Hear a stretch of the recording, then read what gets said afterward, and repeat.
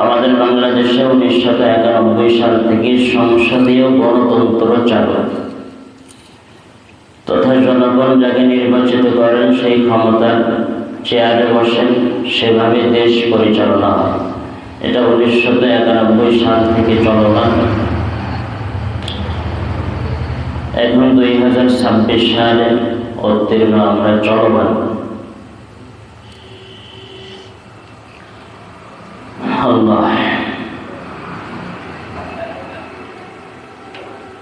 আমরা নির্বাচন মানে ভোট মানে এটাই বুঝি যে আমি যাকে ইচ্ছা মনোনীত করব সে চেয়ারে বসবে, তার মতো দেশ পরিচালনা করবে, এটাই আমরা বুঝি। কিন্তু আমরা একটা জিনিস বলে যাই, যে নেতাকে দেশের চেয়ারে বসাইব এমন নেতাকে যার দ্বারা দেশ, জাতি, মুসলমান এবং ইসলাম যেন শান্তিময়ভাবে থাকতে পারে।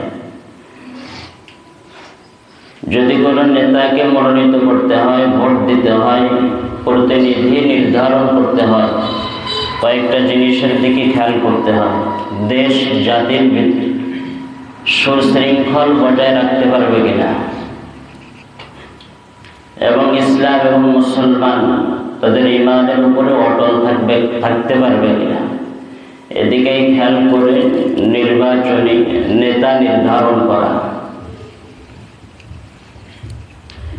আমরা সকলেই জানি সারা দুনিয়া শাসন করেছেন ইসলামের মূলনীতির উপরে দুইজন। একজন হলো পয়গম্বর সুলাইমান আলাইহিস সালাম। মেহেরবানি করে বলবো, অনেক মুসল্লি হলে ভালো হয়, এই জন্য দেরি করে উঠছি আর কি। ভালো করে খেয়াল করবো, যেহেতু সামনে নির্বাচনী সম্পর্কে আলোচনা, ভোট কি ও কেন এই বিষয়ে আলোচনা।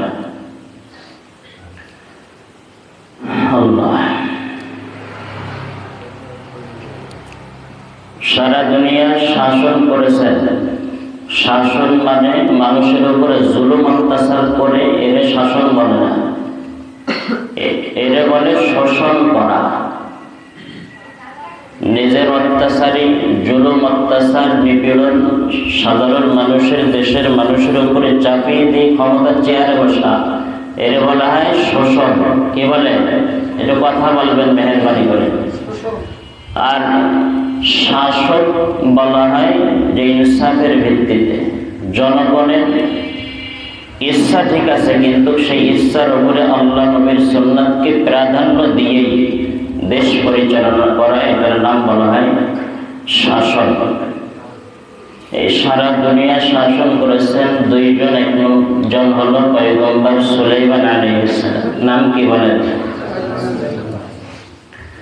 আর দ্বিতীয় যিনি শাসন করেছেন তিনি হলেন বাদশাহ যুলকারনাইন। কে? বাদশাহ যুলকারনাইন। মুসলমানের উপরে অত্যাচার চালিয়ে চেয়ারে বসে দেয় এনারা দুইজন।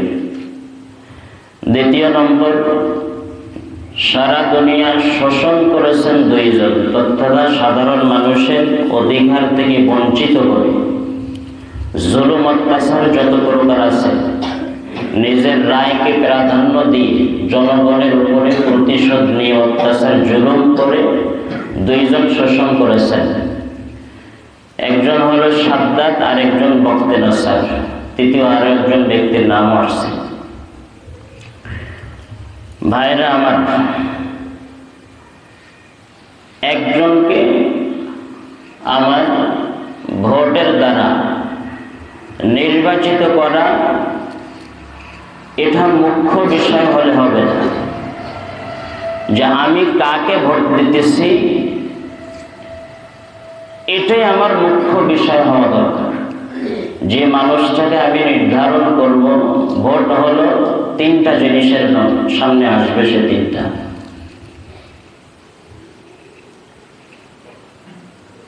আল্লাহ,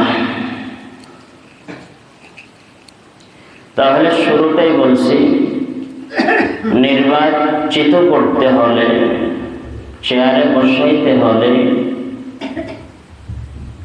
যে আমার সাক্ষী, ভোট হলো তিনটা নামের একটা নাম হলো সাক্ষী।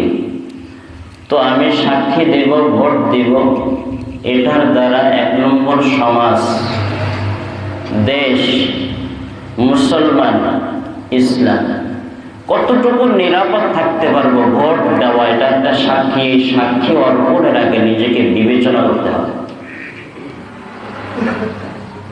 বিবেচনা না করে দিলে কি ক্ষতি সেটাও সামনে আসবে যদি সময় থাকে। অনেক বেশি আলোচনা এ সম্পর্কে, একটা জমা অসম্ভব। আল্লাহ,